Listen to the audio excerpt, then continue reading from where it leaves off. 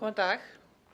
Það hefur verið dálítið erfitt að rýna í stefnu Vinstri grænna hvað varðar skattamál, en þó alveg ljóst að þeir boða verulegar skattaálögur og ég held að við getum jafnvel fara að segja hreint og beint út að hér verði bara hrein skattpíning ef þeir ná sínum áformum fram. Tökum dæmi að eignaskattinum sem þeir hyggjast setja hér á. Þeir hafa nú dregið í land þegar menn hafa bent á það hversu ósanngjarn hann yrði og hversu mikið hann myndi leggjast á þá sem að síst skyldi, og þá er ég sérstaklega um eldri borgara. Nú talar Steingrímur J. hóflegan eignaskatt. Hvað skyldi það vera? Hvað skyldi hóflegur eignaskattur vera? Ef að lagður eru 2% eignaskattur á fólk sem á til dæmis 30 milljóna króna eign, þá eru það 50.000 krónur til viðbótar á mánuði í skatt. 50.000 ofan á allt annað sem fólk fara að borga.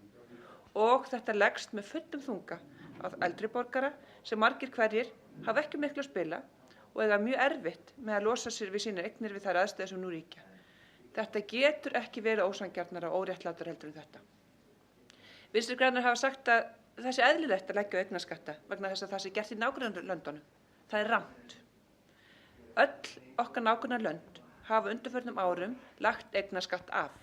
Í Noregi er reyndar ennþá eignaskattur, 1,1% á nokkur stórar eignir. Það er 100% lægri skattur heldur en áform Vinstri grænna eru hér. Mér finnst þessi stefna bara hræðileg og ég hræðist það ef að þessi menn og þessi stefna nær völdum hér í landinu. Hvernig ætlum við þá að koma okkur upp úr vandanum?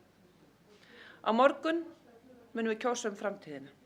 Við skulum kjósa það að hafa úr meira að spila en ekki minna. Við skulum kjósa það að stækka kökuna en ekki minnka hana.